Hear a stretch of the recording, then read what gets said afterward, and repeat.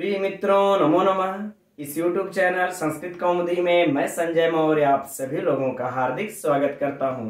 मित्रों, इस समय हम लोग अध्ययन कर रहे हैं छंद का, और पिछली कक्षाओं में हम लोग इंद्र वज्रा, उपेंद्र वज्रा, वंशस्थ छंद का लक्षण के साथ, मात्रा के साथ, गायन के साथ अध्ययन कर चुके हैं। और अब आज की कक्षा में इस द्रुत विलंबित छंद का अध्ययन किया जाएगा। इस द्रुत विलंबित में कितने वर्ण होते हैं, इनमें वर्णों का क्रम क्या होता है, किस प्रकार से लघु और गुरु को लगाएंगे और इसको किस सुर में गाते हैं, कहाँ पर इनकी यति होगी, कहाँ पर इनकी गति होगी, इन सारे नियमों पर चर्चा किया जाएगा और उसके बाद इसका हम लोग गायन भी किया जाएगा। तो चलिए आज की कक्षा में हम लोग इस द्रुत विलंबित छंद का अध्ययन प्रारंभ करते हैं।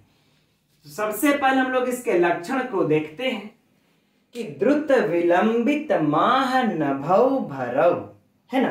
तो द्रुत विलंबित, इसके मित्रों नाम में ही इसका लक्षण छुपा हुआ है।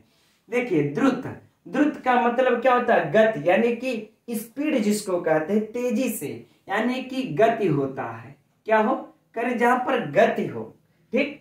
और उसके बाद कहते हैं विलंबितम अर्थात मित्रों धीमी गति या आलस जिसको कह रहे हैं कि सुस्त, है ना। तो अर्थात हम लोग क्या कर लेंगे कि जहां पर धीमा गति हो या फिर धीमी गति, यानी कुछ, हाँ, याद रखेंगे कि प्रारंभ में ही गति होनी चाहिए।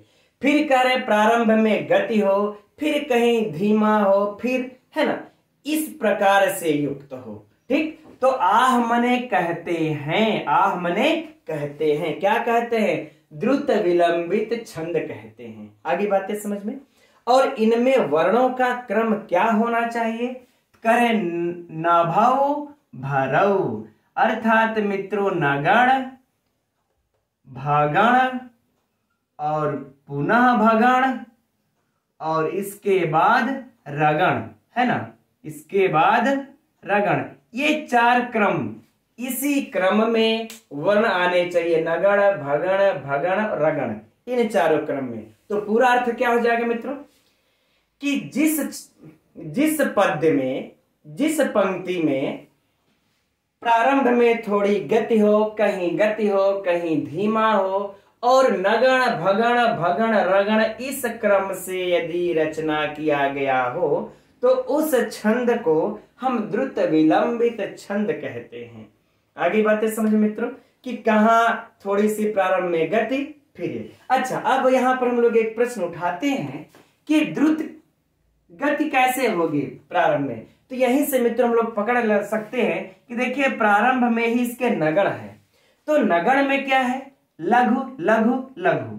और जब हम लघु का उच्चारण करते हैं तो थोड़ी सी गति में ही करते हैं, कम समय में, थोड़ा सा दीर्घ की अपेक्षा कम समय में करते हैं। इसलिए प्रारंभ में गति, फिर मान लेते हैं गति धीमी हो सकते हैं। अब बात करते हैं और, ये तो पहली बात हो गई कि इसमें भी क्या कहीं यति गति होती है। यति का मतलब रुकना, थोड़े समय के लिए ठहराव। जब हम छंद में मित्रों कहीं थोड़े समय के लिए ठहराव करते हैं तो उसको हम यति कहते हैं, और पुनः उस ठहराव के बाद जब हम प्रारंभ करते हैं गायन तो उसको हम गति कहते हैं। तो क्या इस द्रुत विलंबित छंद में कहीं गति और कहीं यति है कि नहीं? तो मित्रों इसमें कहीं यति गति नहीं है। बने होता है तो लिखा जाता है ना, लिखते हैं, लेकिन यहाँ पर कोई यति गति नहीं है। जो प्रारंभ कर देंगे हम लोग यहीं रुकेंगे, अर्थात प्रथम चरण के समाप्ति पर ही यति होगी, बीच में कहीं यति नहीं होगी। गायन करना, हम मित्रों सुर कोई भी लगा सकते हैं, लेकिन बस यति गति का ध्यान होना चाहिए, है ना। ह्रस्व दीर्घ का भी ध्यान होना चाहिए छंद गाने में। अन्यथा वंशस्थ छंद को मुझे कई मित्रों ने यह भेजा भी गा करके, ठीक है। अगर मैं देखता हूं तो लास्ट में उनके ऑडियो क्लिप को लगा भी दूंगा, है ना। तो किसी भी सुर में हम गा सकते हैं, लेकिन कहाँ रुकना है, कहाँ से चलना है, इसका ध्यान रखना पड़ेगा। तो इसमें हम जब भी रुकेंगे अंत में, द्वितीय चरण के अंत में, या तृतीय चरण के अंत में, या फिर चतुर्थ चरण के अंत में, बीच में इसमें यति का कोई भी प्रावधान नहीं है। गाना हो हम किसी भी सुर में गा सकते हैं, राइट। अच्छा, जैसे हमने आप लोगों को मित्रों पिछले भी वंशस्थ छंद में बताया कि वंशस्थ छंद प्रायः कवियों का प्रिय छंद रहा है रचना की दृष्टि से, वैसे ही यह द्रुत विलंबित छंद भी जब कभी यमक अलंकार के रचने की चर्चा आती है, यमक अलंकार का हम एक उदाहरण भी बताएंगे जो इस द्रुत विलंबित छंद का जो आरपीएससी में पूछा हुआ है 2019 में, पेपर उठा करके देख सकते हैं आप लोग, ये छंद पूछा हुआ सब, या टीजीटी में भी, पीजीटी, नेट, चाहे आप आरपीएससी में, सब में काम आएंगे मित्रों यह छंद। ठीक, तो इसमें यमक अलंकार में जब भी रचना करनी होती थी तो सटीक लोग इसी द्रुत विलंबित छंद में ही प्रायः कवियों ने इसका यमक अलंकार में प्रयोग किया है। राइट, तो चलिए अब इसके हम लोग पहले इसमें वर्णों की संख्या देख लेते हैं कितने वर्ण हैं। तो जब नेक नगण भगण भगण रगण है तो 3 3 6 3 9 3 12, 3 3 6 3 9 3 12। भगण का मित्रों यहां पर क्रम क्या हो जाएगा हम लोगों का, आदि गुरु, आदि गुरु में भगण, फिर यही भगण का यहां भी क्रम हो जाएगा, और रगण का मध्य यानी कि बीच में क्या होना चाहिए हम लोगों का, लघु होना चाहिए। रगण में बीच में क्या नहीं, बीच में या राज भा, हाँ, तो मध्य में लघु होना चाहिए, उसको हम लोग क्या कहते हैं, रगड़ कहते हैं। तो 3 3 6 3 9 3 12, अर्थात मित्रों यह भी वंशस्थ छंद के समान 12 वर्णों का छंद है। अब हम लोग लगा भी लेते हैं, तब इसको हम लोग सुर में देखेंगे कि कैसे गाते हैं। अब देखिए ना, हरस लघु लघु है कि नहीं है, लगा करके देख लिया जाए। चलिए यहां पर साफ सुथरा इसी जगह लगा लेते हैं, चाहेंगे आप लोग ऊपर का अभ्यास बाद में कर सकते हैं। क पर लघु, म पर लघु और यहां पर भी लघु, हमारा नगड़ छंद पूरा हो गया। अब श पर क्या हो जाएगा मित्रों, गुरु, न पर क्या हो जाएगा, लघु लघु, है ना, हमारा भगण पूरा हो गया, नानु लघु लघु। अब यहां पर क्या है मित्रों, गुरु, फिर र लघु म लघु। अब तह पर विसर्ग है, तो तह पर जब विसर्ग है तो मित्रों क्या हो जाएगा, रगड़ वाला गुरु। अब फिर प पर क्या हो जाएगा, लघु, और र पर भी गुरु, क्योंकि इधर आधा अक्षर है, क्योंकि इधर आधा अक्षर है तो यहां भी गुरु हो जाएगा।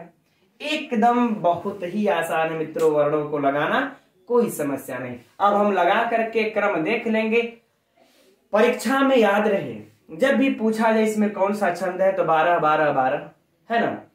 तो हम कौन सा लगाएंगे, जतौ तू जरौ जत जर वंशस्थ होगा कि यह होगा कि भुजंग प्रयात होगा, उसमें भी तो 12 ही अक्षर होते हैं, 12 ही वर्ण होते हैं, चतुर्भिर यकारौ, है ना। तो हम इस तरीके से मित्रों लक्षण लिख करके घटा करके एकदम आराम से पहचान सकते हैं कि इसमें छंद कौन सा है। आगे बातें समझ में। इसी तरह से देखिए, लघु लघु लघु, गुरु लघु, है ना, फिर लघु गुरु, लघु लघु गुरु, है ना, फिर यहाँ पर लघु क्योंकि आधार इधर चला आया, फिर इधर क्या हो जाएगा, यहाँ पर बिंदी है तो गुरु। ठीक, चलिए अब हम समझते हैं, ऐसा सब आप लोग लगा लेंगे। अब हम लोग इसको गाते कैसे हैं, चलिए देखते हैं। तो पहले हम लोग इसका लक्षण को गा लेते हैं। तो थोड़ा सा शुरू में द्रुत गति होगा, द्रुत विलंबित मान भौ भरौ, है ना, थोड़ा सा आलस आ जाएगा इधर, द्रुत विलंबित मान भौ भरौ। अब उदाहरण भी मित्रों हमने आप लोगों को बिल्कुल अपने ही पाठ्यक्रम के ग्रंथ उत्तर रामचरितम के 3रे अंक के 27वें श्लोक से यह लिया हुआ है। चलिए इसको गा करके देख लेते हैं कैसे गाएंगे संपूर्ण श्लोक को। आप लोग भी गा करके मुझे एक बार जरूर भेजिएगा। छंद जब लोग गाते हुए तो मुझे सुनने में भी मित्रों बड़ा अच्छा लगता है। ऐ कठोर यशः किलते प्रियम, ऐ कठोर यशः किलते प्रियम, किम यशो ननु घोरमतः परम, किम भवद विपिने हरिणीदृशः, कथयनाथ कथं बत मन्यसे, कथयनाथ कथम बत मन्यसे। देखिए कितना बढ़िया यहाँ पर इस अंक में मित्रों वासंती रामचंद्र जी को जब उल्हाना दे दिया जाता तब कितनी सटीक यहाँ पर कह रही है ना। फिर से देख लेते हैं एक बार। अयि कठोर यशः किल ते प्रियम किम यशो ननु घोरमतः परम किम भवद विपिने हरिणीदृशः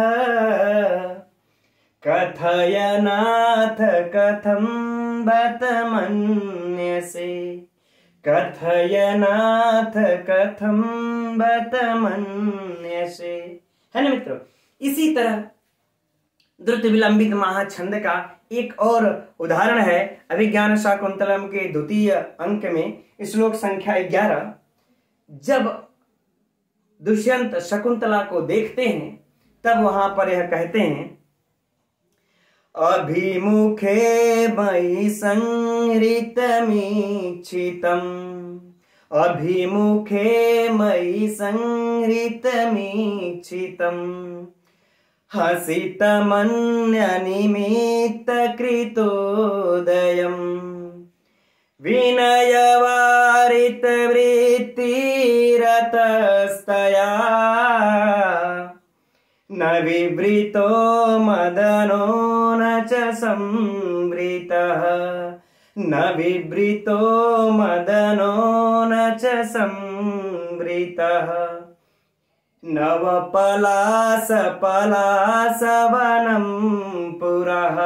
यही श्लोक मित्रों, यही छंद पूछा हुआ था आरपीएससी में 2019 के पेपर में। आप लोग देखेंगे तो इसको सर्च कर लीजिएगा, देख लीजिएगा अगर होगा तो। इसमें छंद कौन सा है? मैंने कहा कि यमक अलंकार लिए हुए इस छंद को रचने की प्रायः प्रथा रही है कवियों में। तो नवपलासवनं पुरः, है ना। ठीक है मित्र, तो इस प्रकार से हम लोग इसका गायन कर सकते हैं। आंखें बंद करके एकदम गाएंगे मित्रों, अकेले में ही बैठ करके गाइए, देखिए इसको कितना आनंद प्राप्त होता है ना। तो ठीक है, आज के लिए इतना ही रहने देते हैं। अब कल फिर हम लोग अभी 12 वर्ण के अक्षर के चल रहे हैं, तो कल हम लोग भुजंग प्रयात देखेंगे। फिर आगे इसी तरह। अभी तो दिवाली है, आप लोगों को पढ़ने को उतना मन भी नहीं होगा क्योंकि उत्तरामचरितम ग्रंथ हम लोगों को प्रारंभ करना है। तो कुछ लोगों का भी पढ़ने जैसे घर के भी काम काज होंगे, तो आप लोग करते रहिए। दिवाली समाप्त होने दीजिए, तब तक हम लोग छंद थोड़ा सा गायकी वायकी का भी है तो मन थोड़ा सा लगा रहेगा इसको अध्ययन करने में। फिर दीपावली के समाप्ति हो जाने के पश्चात हम लोग उत्तरामचरितम के तृतीय अंग की उन श्लोकों का अध्ययन प्रारंभ किया जाएगा। तब तक के लिए मित्रों नमो नमः।